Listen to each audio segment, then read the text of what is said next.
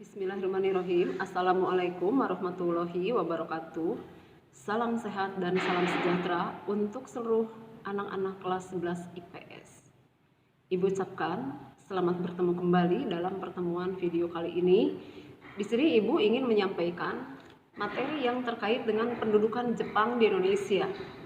Seperti yang sudah Ibu sampaikan di dalam PJJ minggu kemarin, bahkan di situ juga ada bagan-bagan yang menjelaskan terkait dengan pendudukan Jepang di Indonesia.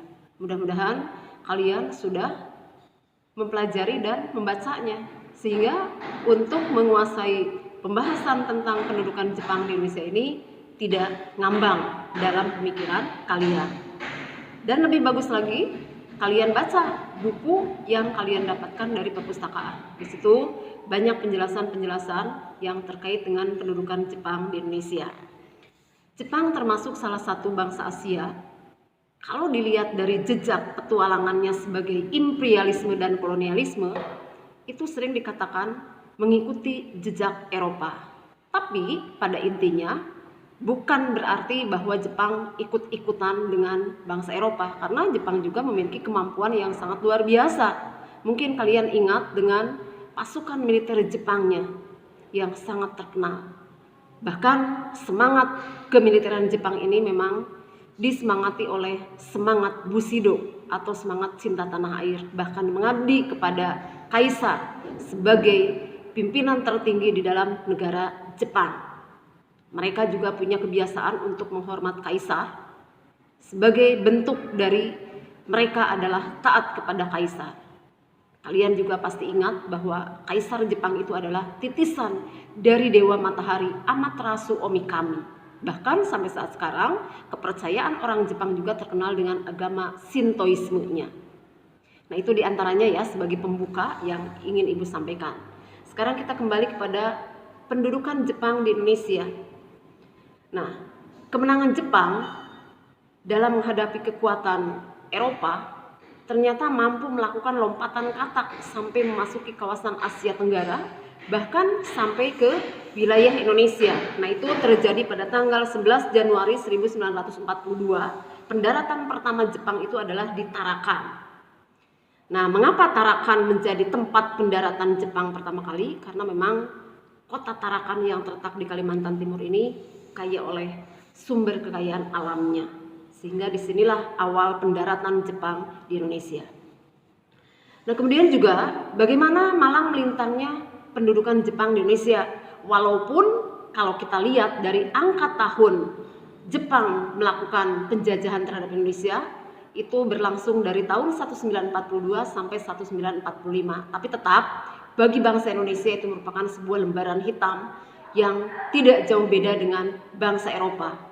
Karena dengan penjajahan, bangsa yang diduduki, yang dikuasai, yang dijajahnya ini pasti akan mengalami penderitaan lahir maupun batin.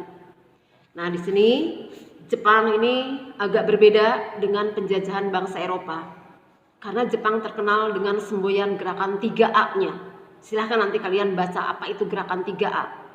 Karena disinilah gerakan 3A ini akan membangkitkan semangat kekuatan Jepang ketika menduduki Indonesia. Termasuk bangsa Indonesianya juga, seolah-olah dengan kedatangan Jepang itu akan memberikan perubahan nasib. Tapi dalam kenyataannya Jepang tidak jauh berbeda dengan kekuatan penjajahan yang dilakukan oleh bangsa Eropa. Nah, silakan nanti untuk gerakan 3A-nya kalian baca dan pelajari. Kemudian juga kalian harus memahami lagi bagaimana sikap dan tindakan Jepang ketika menduduki Indonesia atau menjajah Indonesia, dari bidang politiknya, dari bidang ekonominya, dari bidang sosial budayanya. Itu pun tidak jauh berbeda dengan penjajahan Eropa. Di bidang politik agak berbeda dengan bangsa Eropa. Berbedanya apa? Nah, pendudukan Jepang dalam bidang politik terhadap bangsa Indonesia, saat itu Jepang memberikan sebuah fasilitas kepada bangsa Indonesia. Salah satu diantaranya untuk membentuk organisasi-organisasi, termasuk juga organisasi politik. Nah, bahkan organisasi agama juga di zaman Jepang dibolehkan. Mungkin kalian sudah membaca apa itu yang disebut dengan MIAI, Majelis Islam A'la Indonesia. organisasi-organisasi politiknya bahkan yang akan menjadi cikal bakal dan menjadi wadah perjuangan bagi bangsa Indonesia, diantaranya adalah BPUPKI dan PPKI. Bahkan selain itu juga kalian nanti akan mengenal tokoh-tokoh yang aktif di dalam pergerakan di zaman Jepang. Dan tokoh-tokoh ini pula lah yang akan menjadi terdepan di dalam perjuangan menuju Indonesia merdeka. Silakan nanti oleh kalian dibaca, dipelajari bagaimana kondisi politik di zaman pendudukan Jepang. Nah, itu Ibu hanya menyebutkan beberapa garis besarnya saja. Kemudian juga di bidang ekonomi. Di bidang ekonomi pun Jepang memiliki kekuatan yang tidak jauh berbeda seperti yang dilakukan oleh bangsa Eropa. Hanya strateginya yang berbeda. Nah, kalau orang-orang Eropa itu bersemboyan kepada 3G, Gold, Gospel, dan Glory, kalau Jepang ini justru dia ingin mengumpulkan sumber-sumber kekayaan alam Indonesia ini dalam gudang-gudang atau lumbung-lumbung yang ditargetkan untuk persiapan menghadapi Perang Asia Timur Raya atau Perang Dunia yang kedua. Tetap bangsa Indonesia yang menjadi objek daripada permainan penjajahan Jepang tidak jauh berbeda, banyak mengalami penderitaan. Karena istilah kerja paksa juga di zaman Jepang ada. Mungkin kalian sudah membacanya, apa yang kita kenal dengan sebutan Romusa. Silahkan nanti oleh kalian dibaca, dipelajari. Termasuk juga di bidang sosial. Di bidang sosial, waktu zaman Jepang, masyarakat Indonesia boleh berbaur. Ya, tidak ada pembatas. Tapi tetap masyarakat kita juga sudah bisa memahami dan sudah bisa mengantisipasi bagaimana sikap dan tindakan-tindakan yang dilakukan oleh kaum imperialis kolonialis di bidang sosial. Pembatasan-pembatasan ini tetap terlihat ya. Nah, itu di bidang sosial budaya. Begitupun salah satu di antara di bidang sosial budaya, Jepang juga nanti akan memberikan fasilitas kepada masyarakat Indonesia untuk masuk ke dalam organisasi bentukan Jepang. Organisasi-organisasi bentukan Jepang. Kalian mungkin sudah membacanya, ada yang disebut dengan Heiho. Silahkan nanti cari apa itu Heiho penjelasannya. Kemudian juga ada yang disebut dengan Peta, Pembela Tanah Air. Itu pun juga punya eksistensi tersendiri. Silahkan nanti penjelasan lengkapnya oleh kalian dibaca, dipelajari. Kemudian yang ketiga ada Seinendan. Apa itu Seinendan? Silahkan kalian yang mencarinya. Ibu hanya menyebutkan nama-nama organisasinya. Kemudian juga ada yang disebut dengan Keibodan. Sama, itu juga organisasi bentukan Jepang. Fujinkai, Jawa Hokokai, termasuk Jibakutai. Nah, itu beberapa organisasi bentukan Jepang. Ada satu hal yang menjadi catatan di dalam sejarah penjajahan Jepang. Dari organisasi bentukan Jepang ini, diantaranya adalah peta. Ini akan menjadi cikal bakal yang akan mencetak kalangan masyarakat kita untuk dipersiapkan menjadi militer-militer yang handal. Nah, disinilah nanti akan mulai muncul kelompok-kelompok militer dari kalangan pemuda-pemuda Indonesia yang sudah terlatih. Bahkan mereka ini nanti akan menjadi cikal bakal yang menjadi terdepan dalam TKR, Tentara Keamanan Rakyat, atau sejarah tentang TNI di negara kita, dari mulai BKR, TKR, TRI, kemudian TNI. Nah, itu berasal dari didikan-didikan kemiliteran ala Jepang di antaranya. Kemudian juga hal-hal yang lain terkait dengan pendudukan Jepang di Indonesia, tetap para pemimpin kita juga sudah bisa menempatkan posisi karena berbekal dari pengalaman-pengalaman yang sudah dialami di zaman penjajahan Jepang.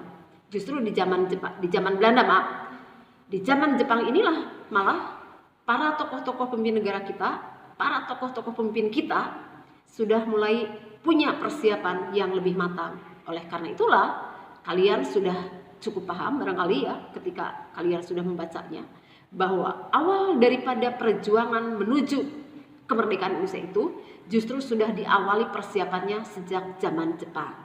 Nah, itu tadi diantaranya ada BPUPKI, ada PPKI. Ini akan menjadi salah satu sarana prasarana dalam persiapan menuju kemerdekaan. Walaupun nanti sejarah dalam perkembangan merebut kemerdekaan ini cukup panjang ya.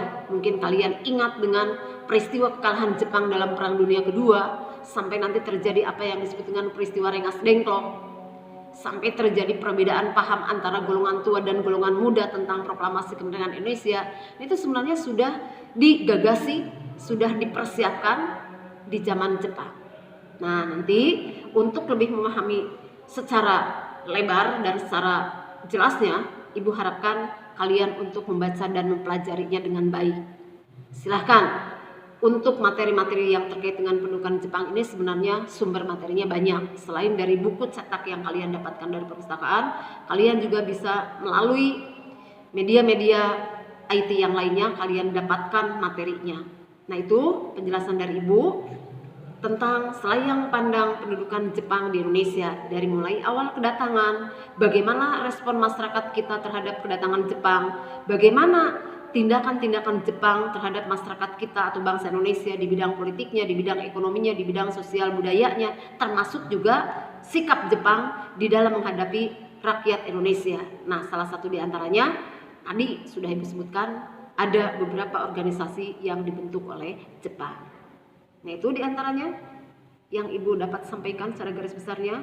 Ibu tekankan, pelajari dengan baik, baca dengan baik pendudukan Jepang di Indonesia. Kemudian ada satu hal yang ini Ibu tekankan, jangan lupa tugas-tugas PJJ di pertemuan-pertemuan sebelumnya bagi anak-anak yang belum menyerahkan di dalam Google Classroom-nya, silakan untuk segera menyerahkan. Karena Ibu juga sebagian sudah merekap siapa-siapa saja dari 11 IPS 1 sampai IPS 4 yang belum menyerahkan tugasnya. Nah, itu diantaranya yang dapat Ibu sampaikan. Semoga kalian di semester yang kedua ini tetap semangat. Ingat bahwa di semester 2 ini nanti akan menjadi penentu di dalam kenaikan kelas. Itu saja dulu dari Ibu. Semoga bisa dipahami dengan baik. Sekian. Wassalamualaikum warahmatullahi wabarakatuh.